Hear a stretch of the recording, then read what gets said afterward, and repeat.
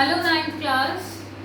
Today we are starting with geography revision. आप लोगों ने बहुत कहा that you want to revise the first chapter of geography for your test. One thing I must tell you, this is a very short chapter and a very interesting one. इसमें ऐसा कुछ था नहीं ज़्यादा जो आपको बहुत समझ नहीं आया, but still you wanted me to dictate, so I am dictating this chapter. But listen to one thing that teacher सिर्फ एफर्ट करे उससे काम नहीं चलता है. Yesterday when I posted the French Revolution video, till morning there were only 4 views. This is really shameful. Okay, you are 39 students in the class and class में इतने बच्चे होने के बावजूद व्यूज इतने कम. रिविजन क्यों करवा रहे हैं? हम आपको बोल रहे थे पढ़ा दिया चैप्टर, आप खुद से पढ़ लो. We are doing all the efforts for you कि कुछ मान लो छूट गया बच्चे से. अब एक चैप्टर की 7 वीडियो थी, 7 थोड़ी ना पड़ेगा. तो सारे एफर्ट्स आपके लिए किए जा रहे हैं और आप लोग वीडियो को देखते नहीं हो. क्या प्रॉब्लम है ऐसी? If you are having any kind of issue, कोई भी आपको दिक्कत है कि ये प्रॉब्लम आ रही है वीडियो देखने में, ये पार्ट समझ नहीं आ रहा है, so we are there for you. हमसे बात करो, उस चीज़ का सोल्यूशन निकलेगा. But this is not the way that you are not watching the video. Okay, please students understand, you are not small kids now. You need to understand some things. You need to respect the efforts of your teacher. One day you might become a teacher. आप भी बड़े होके कोई ना कोई तो teacher बनेगा आप में से. स्प्लेंडेड जॉब जहाँ आप बच्चों को बहुत कुछ सिखा सकते हो. अगर मैं आपको कुछ सिखा सकती हूँ, so please I want to teach you discipline first. Discipline is the key to every success. Discipline is the key to your happiness. रोज टाइम पे वीडियो देखो, डाउट्स लो, आपको मजा आएगा पढ़ने में. Attend the doubt class. इतना रिक्वेस्ट करने पे half of the strength even is not present in the doubt class. Please don't do this. Okay? So let's start with the geography chapter today. India के बारे में बताया गया है. हाँ जी, ये चैप्टर आपके सिलेबस से डिडक्ट नहीं हुआ है. You have heard it very right that 30% of the syllabus is being deducted by CBSE, but this chapter is not being cut off. India में आप रह रहे हो, इंडिया के आप सिटीजन हो, इंडिया के बारे में पढ़ना तो बहुत ज़रूरी है ही. So ये चैप्टर कहीं नहीं गया है. Okay, so relax and study. So now, what do you know about India? If someone asks you, what do you know about your country? What will you speak? India is my country. India has this much states, India has this much union territories, India has so much population. Is this what a country is all about? No. सिर्फ यही देश के बारे में सब कुछ नहीं होता है. इंडिया ने अपने पास्ट से लेके आज तक बहुत अच्छी ग्रोथ की है. If you look at the history of India, what was the culture? We were not having proper resources. Resources जो नेचुरल थे वो तो एग्जिस्ट कर रहे थे, बट हमारे पास टेक्नोलॉजी नहीं थी कि हम इन रिसोर्सेज को एक्सप्लॉइट करके यूज कर पाए. ठीक है, so we were not very used to the resources, we were not used to the technology. People were struggling for their basic livelihood needs.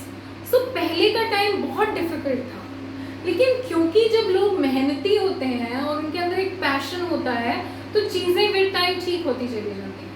तो इंडिया एक बहुत पुराना देश है, एंशिएंट सिविलाइजेशन, इसकी सभ्यता बहुत पुरानी है. बट क्योंकि विद टाइम हमने बहुत सारी डेवलपमेंट की है सोशियो इकोनॉमिक स्फेयर में. सोशियो इकोनॉमिक स्फेयर मतलब सामाजिक रूप से भी हमने बहुत कुछ सुधारा है. जैसे कि हमने बात की थी पहले जात पात का सिस्टम, अनटचेबिलिटी, सती प्रथा, विडो रीमैरिज ना होने देना, ये सब socially these were the sins. We have removed it all from the society. Now thanks to the world and thanks to the success of all the people that all the girls are treated equally to the boys. ठीक है, आप लोगों को equal treatment मिलता है, equal opportunities मिलती हैं. Then no untouchability is there. हमने जो scheduled caste and scheduled tribes थे उनको reservation दी. उनको reservation देना, this is a very important topic. बहुत लोग कहते हैं ये तो reservation से आगे चले जाते हैं. You should not hate reservation. उन्हें रिजर्वेशन मिली क्योंकि उन्हें पहले प्रॉपर राइट्स नहीं दिए गए थे.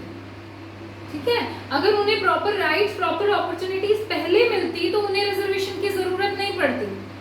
हमेशा एक कंपटीशन को स्टार्ट करने के लिए स्टार्ट लाइन तो इक्वल होनी चाहिए ना. तो उस लाइन को इक्वल करने के लिए रिजर्वेशन दी जाती है, ठीक है। तो हमने बहुत सारे स्फेयर्स में डेवलपमेंट की है, by technology, by industry, by our innovations. Agriculture में ही लगा लो, पहले जैसे खेती होती थी क्या आज वैसे ही होती है? पहले ट्यूबवेल से इरिगेशन करते थे, आज स्प्रिंकलर सिस्टम है, there are many such kind of systems. Fertilisers हैं, manure, you not need natural manure these days, you can buy pesticides, fertilisers etcetera for your soil, ठीक है। तो बहुत सारे चेंजेस हमने किए। अब इंडिया की ज्योग्राफी के बारे में पढ़ना है हमें इस चैप्टर में। अगर इंडिया की हिस्ट्री पूछी जाती तो हम नेशनल मूवमेंट्स में चले जाते, जो आप 10th में पढ़ेंगे। बट आज हमें क्या पढ़ना है? इंडिया की ज्योग्राफिकल लोकेशन, हमारी लोकेशन कहाँ है, हमारी नेबरिंग कंट्रीज कौन सी हैं, हमारे कितनी यूनियन टेरिटरीज हैं, ट्रॉपिक ऑफ कैंसर की location with respect to India क्या है, that this is all we are going to study today. So let's start. Position of India. Firstly, we are studying what is the position of India according to the latitudes and longitudes. Which lines are the latitudes actually? The lines passing like this, horizontally. These are called the latitudes. Okay? And the lines passing like this vertically are the longitudes. इसको याद करने के लिए बहुत बच्चे confuse हो जाते हैं। तो हम लंबाई कैसे नापते हैं? जब सीधे खड़े होते हैं तो वो क्या है? लॉन्गिट्यूड्स, और लैटिट्यूड क्या होंगे? Horizontal lines. So latitudinal position और लॉन्गिट्यूडिनल पोजीशन क्या है इंडिया की? अब देखो, लैटिट्यूड्स में बोला गया है 8 degree 4 north, this is 0 degree equator, from here we are starting. तो यहां से अगर हम यहां जाएं, ये 8 डिग्री 4 नॉर्थ आता है। North because we are lying in the northern hemisphere. Equator से ऊपर क्या है? नॉर्दर्न हेमिस्फीयर, और नीचे क्या है? Southern hemisphere. तो नॉर्थ में ही हमारी पूरी कंट्री, हमारी कंट्री का बिल्कुल भी थोड़ा सा भी पार्ट साउदर्न हेमिस्फीयर में लाई नहीं करता है। नॉर्दर्न हेमिस्फीयर में 8 डिग्री 4 नॉर्थ से स्टार्ट होके it is going up till 37 degree 6 north. दोबारा से याद करो, मेरे साथ बोलो, 8 degree 4 north to 37 degree 6 north. कितना डिफरेंस आया? लगभग 30 डिग्री का। Now with coming to the latitudes, यहाँ से 0 डिग्री है, यहाँ से हम लोग अप्रोक्सीमेटली स्टार्ट हो रहे हैं, तो यहाँ पे आ जाता है 68 डिग्री 7 ईस्ट। अब ये हमने पूरा डिवाइड कर दिया था ग्लोब को, this is west, east, north, south. तो ईस्ट में है लैटिट्यूडिनल लॉन्गिट्यूडिनल पोजीशन, और लैटिट्यूडिनल कहाँ है? नॉर्थ में। सो इसलिए नॉर्थ थी और यहाँ पे ईस्ट है। अब ईस्ट में क्या पोजीशन है? 68 डिग्री 7 ईस्ट से लेके 97 डिग्री 25 ईस्ट। ना इनका डिफरेंस भी 30 डिग्री है अप्रोक्सीमेटली, और इनका डिफरेंस भी 30 डिग्री है। इसको यही याद करके बस रख लीजिए, आगे आएंगे इस मुद्दे पर। अब देखो, जो ट्रॉपिक ऑफ कैंसर है, what is the tropic of cancer? 23 degree 30 north और 23 डिग्री 30 साउथ क्या होता है? Tropic of Capricorn. तो जो ट्रॉपिक ऑफ कैंसर है, कर्क रेखा जिसे कहा जाता है हिंदी में, अगर आप लोगों को डाउट हो तो, वो हमारी कंट्री को लगभग 2 इक्वल पार्ट्स में डिवाइड करते हैं। ओके, अगर आपसे स्टेटमेंट पूछी जाए, the tropic of cancer divides India into 2 equal parts, is this statement true और नॉट? This statement is true. The tropic of cancer divides India into 2 equal parts. अब ट्रॉपिक ऑफ कैंसर कौन कौन से स्टेट्स में से होके गुजरती है, ये आपकी बुक में मेंशन नहीं है, but this is a very important question, क्योंकि ये IAS एग्जाम में आया था और मेरा भी गलत हुआ था। ठीक है, सो मैं नहीं चाहती हूँ कि आप लोगों का फ्यूचर में जाके गलत हो और आप लोग सोचो मैम तब बता देती ना तो आज हमारा क्वेश्चन सही हो जाता, क्योंकि मैंने भी अपनी टीचर को ऐसे ही सोचा था पेपर में बैठ के। Although it's not their fault, मैंने पढ़ा नहीं था वो topic, but still I'm saying. Okay, jokes apart, tropic of cancer हमारे देश में से 8 राज्यों में से होके गुजरती है। Tropic of cancer passes through 8 states in India. Which are these 8 states? Repeat it with me. Rajasthan, Madhya Pradesh, Chhattisgarh, Jharkhand, West Bengal, and Tripura, Mizoram. These are the states through which the Tropic of Cancer passes down. Okay? In states में से होके आपकी tropic of cancer गुजरती है. अब एक question जो आपसे एमसीक्यू में पूछा जा सकता है कि मैं किसी भी एक स्टेट का नाम ले लूंगी and I will tell you कि इनमें से कौन सा स्टेट है जिसमें से ट्रॉपिक ऑफ कैंसर नहीं जाती है, तो you will have to choose. तो मैं यहाँ पे वो स्टेट्स के नेम मेंशन कर देती हूँ. Please check them out. Rajasthan, Madhya Pradesh, Chhattisgarh, Jharkhand, West Bengal, Tripura, Mizoram. एक स्टेट रह गया ना, West Bengal, Jharkhand, West Bengal, Tripura, Mizoram. 7 states. Okay. These are the states from which the tropic of cancer is passing. अब आप एक चीज बताओ मुझे, अगर मैं आपसे पूछूं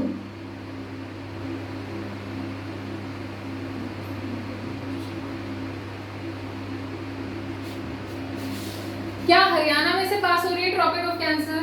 नो. अरुणाचल प्रदेश में से हो रही है? यस. ओके. क्या जम्मू एंड कश्मीर में से पास हो रही है? नो. ठीक है. So you have to check this out at the internet.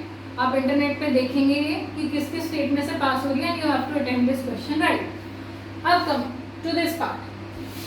अब इंडिया के डिवीजन कर रहे हैं. देखो, ये इंडिया को हमने डिवाइड कर दिया है इन 4 हेमिस्फेरिक स्फीयर्स. ये है आपका east, north east, north west, south west, south east, north, south, east, west. ठीक है. अब देखो, साउथ वेस्ट जो पार्ट है इंडिया का, वहां पे कौन सा बिग वाटर बॉडी है? Arabian Sea. अगर आपसे मोस्ट साउदर्न वेस्ट पार्ट पूछा जाए इंडिया का, south west, most south west part of India is Arabian Sea and most south east part is Andaman and Nicobar islands in Bay of Bengal. So both the sides, the southwest and the southeast, are having 2 major water bodies. In the southwest side we are having Arabian Sea, in the southeast side we are having Bay of Bengal. And in the Bay of Bengal, the southern east part, the most southern east part is the Indira Point in the Andaman and Nicobar Islands, and that Indira Point got submerged under water by in the tsunami. जब tsunami आई थी 2004 में, तो वहाँ पे वो पानी में दब गया था Indira point. That's a huge building. You can watch the picture of Indira Point on Google. So, land mass of India has total area of about 3.28 million square kilometers. Land mass जब हम बात कर रहे हैं, तो उसमें हम water body की बात नहीं करते. ठीक है. Whenever we are calculating the land mass of any country or any state, we are not including the water bodies. So the total land mass of India is 3.28 million square kilometers. Unit लगाना कभी भी मत भूलना answers में. 3.28 million लिख दो. Number million क्या? Square kilometres. अब ये क्वेश्चन आपसे एमसीक्यू में पूछ सकती हूँ. What is the total land mass area of India? अब मैं ऑप्शन दे दूँ 3.28 million square kilometre, 3.28 billion square kilometre, 3.29, 3.27. So the right answer will be 3.28 million square kilometers. अब ये जो 3.28 million square kilometers एरिया है, ये पूरे वर्ल्ड का कितना परसेंट है? ये पूरे वर्ल्ड का 2.4% एरिया है. अगर पूरा वर्ल्ड 100% है, तो इंडिया का जो एरिया है वो पूरे वर्ल्ड में से कितना एरिया ले रहा है? 2.4. और ये 2.4 एरिया होने की वजह से India acquires the 7th largest position. India की position in terms of area कौन सी है? 7th largest. Okay. India's position according to the land mass area lies at the 7th position. पूरे इंडिया का लैंड मास एरिया है 3.28 million square kilometres, और वो देश के कितने हिस्से के बराबर है? 2.4%. और क्योंकि ये 2.4% है, तो 2.4% होने के कारण हम कौन सी पोजीशन पे हैं? 7th position. I hope this is clear. Now check the board. If you have any doubt, write the doubt in your notebook.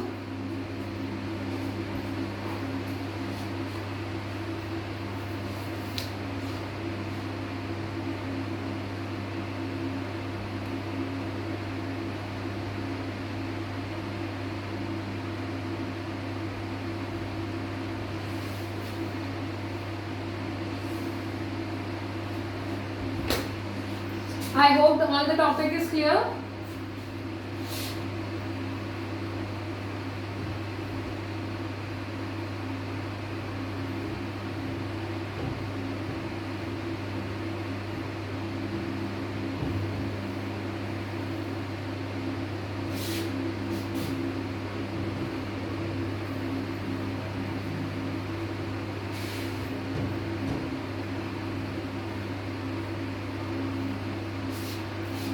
Okay, so now come to the next point.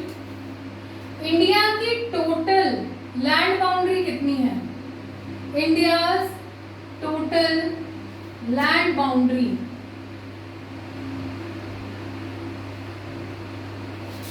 It is equal to 15,200 kilometres. अब ये facts हैं बेटा, इस chapter में mostly facts हैं, तो इनमें समझाने का कुछ नहीं है. You have to learn them. ये तो याद ही करने पड़ेंगे, आपको भी करने पड़ेंगे, मुझे भी करने पड़े थे. But what we are explaining you is the terms, so please इनको भूलना मत.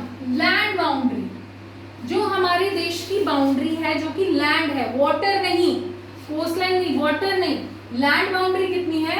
15,200 किलोमीटर. और इंडिया की टोटल कोस्ट लाइन कितनी है?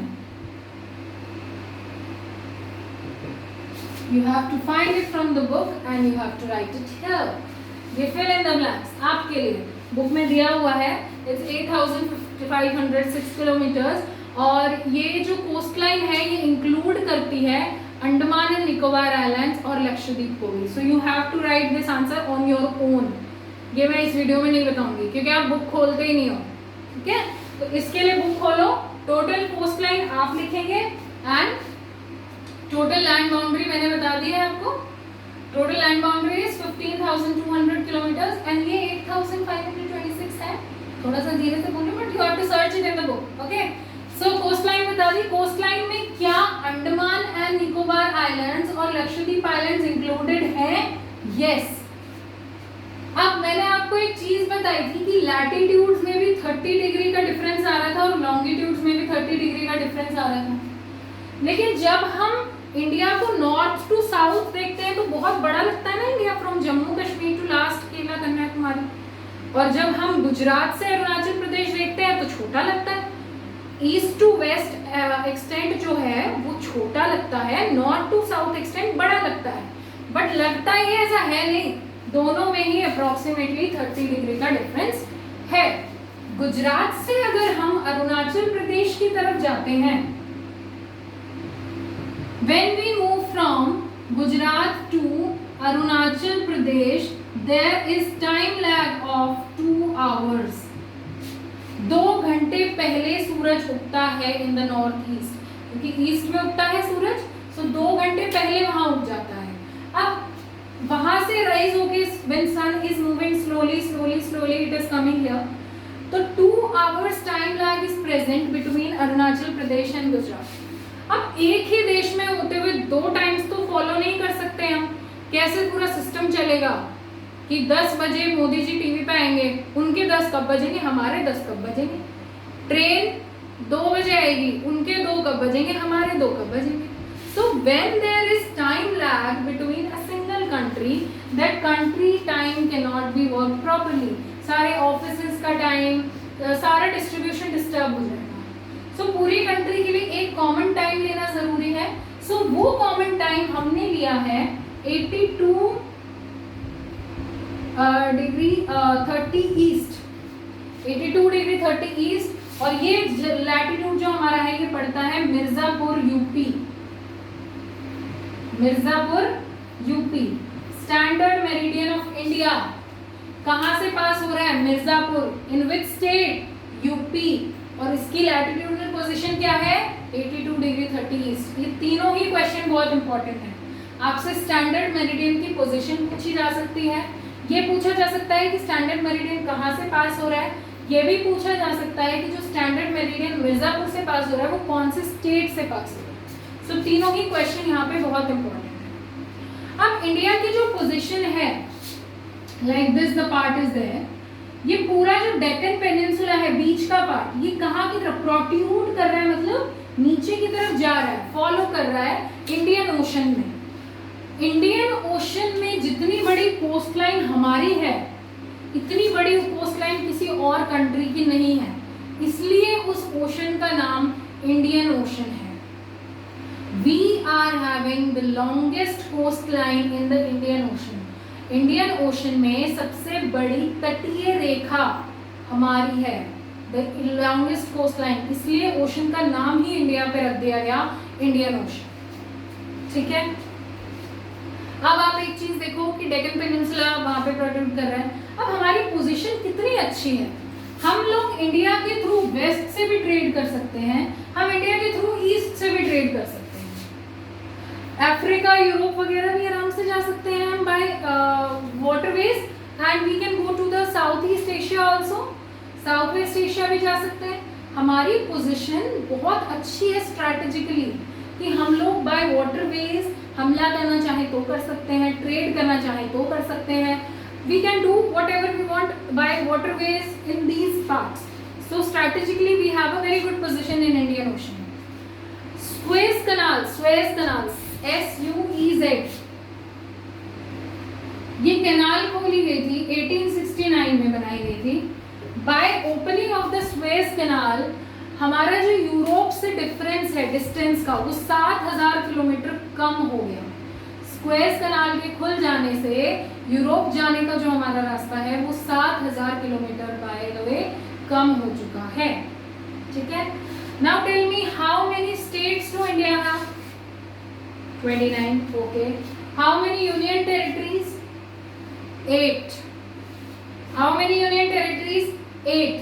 अब बहुत लोगों के मन में सवाल आएगा मैम 7 तो पहले थी, 2 अब बन गई, लद्दाख और जम्मू एंड कश्मीर, तो 9 होनी चाहिए। नहीं, जो एक यूनियन टेरिटरी पहले दादरा एंड नागर हवेली अलग थी और दमन एंड दीव अलग थी, इनको एक कर दिया गया है। Dadra and Nagar Haveli and Daman and Diu is now 1 union territory. State और यूनियन टेरिटरी में डिफरेंस क्या होता है? स्टेट की खुद की लेजिस्लेचर होती है जो उसे कंट्रोल करती है, और union territory is controlled by the union government, central government control करती है। उनका एरिया या पॉपुलेशन इतनी ज़्यादा बड़ी नहीं होती है कि उन्हें एक स्टेट का करार दे दिया जाए, इसलिए उन्हें यूनियन टेरिटरी बोला जाता है और उस पर सेंट्रल गवर्नमेंट का सारा कंट्रोल होता है। ठीक है, अब यूनियन टेरिटरीज में लद्दाख और जम्मू एंड कश्मीर नई यूनियन टेरिटरी हैं। एनटीएससी का इस बार क्वेश्चन था which is the new union territory without legislature, जिसकी खुद की लेजिस्लेटिव असेंबली नहीं है, वो है लद्दाख। लेजिस्लेचर किसका बना है? जम्मू एंड कश्मीर का। विदाउट लेजिस्लेचर कौन सी है? लद्दाख। ठीक है, Delhi and Puducherry are having legislature, their own legislature. ऐसे ही जम्मू एंड कश्मीर की भी खुद की लेजिस्लेचर है। Ladakh is without legislature. So we are having 29 states with the formation of Telangana with the recent state, and we have 8 union territories. Okay, अब हमारी land हम किस किस के साथ बॉर्डर शेयर कर रहे हैं अपने, ये और देखो। नॉर्थ वेस्ट में हमारे पास सबसे पहले आता है पाकिस्तान, फिर आता है अफगानिस्तान। नॉर्थ में यहाँ पे आ रहा है नेपाल, भूटान, चाइना। यहाँ पे क्या आ रहा है? बांग्लादेश, म्यांमार। तो हमारी जो लैंड बाउंड्री है in the northwest it is shared by Pakistan and Afghanistan, in the north it is shared by Nepal, Bhutan and China, in the east it is shared by Bangladesh and Myanmar। और southern most हमारे पास दो कौन सी countries लगती हैं? Sri Lanka and Maldives. पास कौन सी है? Sri Lanka. How is Sri Lanka connected with India? Through पाक स्ट्रेट। स्ट्रेट क्या होता है? वो स्ट्रेट नहीं है जो आप लोग सोच रहे हो। This strait is a narrow piece of land, एक जमीन का पतला सा टुकड़ा जिससे आप जुड़े हुए हो। मान लो ये एक कंट्री है, दिस इज वन कंट्री, और इसके बीच में से एक पतली सी लैंड की स्ट्रिप है जिसने इनको जोड़ा हुआ है, दैट इज स्ट्रेट। ठीक है, तो India and Sri Lanka are connected by the Palk strait. ये बहुत इंपॉर्टेंट एमसीक्यू क्वेश्चन है. I can ask it from you that how by which strait they Sri Lanka and India are connected. They are connected by Palk strait. और gulf का नाम क्या है? Gulf of Mannar. MANNAR. Palk strait and Gulf of Mannar. Okay, I hope all the things in this chapter are clear to you now. और इसको अच्छे से पढ़िए, ठीक है. इसके क्वेश्चंस कीजिए, खुद से क्वेश्चन समझने की कोशिश कीजिए. और फिर भी कोई डाउट होता है तो in the morning we will discuss in the doubt class tomorrow. Have a very good day.